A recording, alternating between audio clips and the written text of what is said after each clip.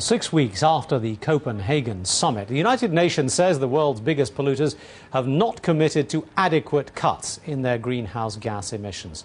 The UN says 55 countries have set targets to curb their emissions that are in line with the accord agreed at the Copenhagen summit. They include the US, China, India and the European Union, and they account for almost 80% of the global emissions.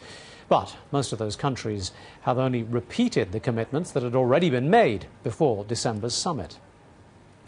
In the US, the House of Representatives has passed a bill aimed at cutting carbon emissions by 17% over the decade.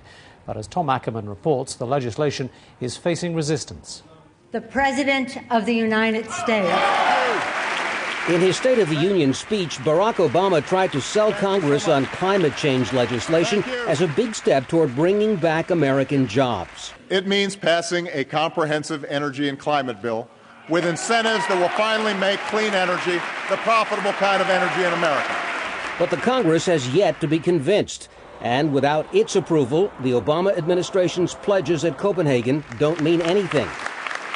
The House of Representatives has passed a bill aiming to cut carbon emissions by 17% by 2020.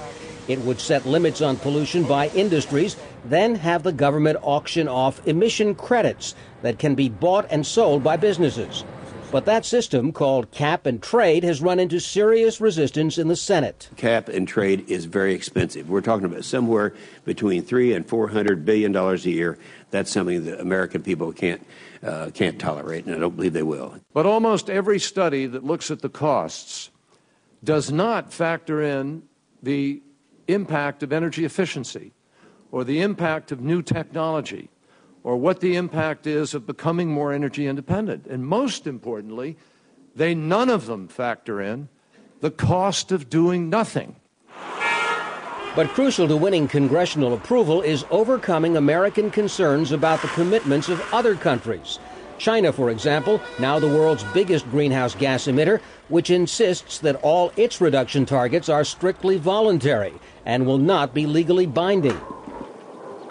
That position undermines what the Obama administration thought it had achieved from the accord signed in Copenhagen: firm commitments for absolute cuts in emissions and a policing system to assure that those commitments were being carried out. It did what we needed for the Senate. It said China, India, Brazil, Mexico, etc. are going to take real action on their own, and we're going to be able to verify that they've done that. And it's no longer just the United States and big countries taking. But U.S. officials say the Copenhagen Agreement is nevertheless a small step forward on a long and steep path. It's a much more comprehensive conversation which this sets in motion. Will it do everything that we need? No. Is the alternative something that we prefer? Absolutely not. Because the alternative is not some perfect deal. But if Congress fails to pass climate legislation with teeth before the follow-up to Copenhagen in Mexico next December, prospects for achieving an effective global deal will become more remote. Tom Ackerman, Al Jazeera, Washington.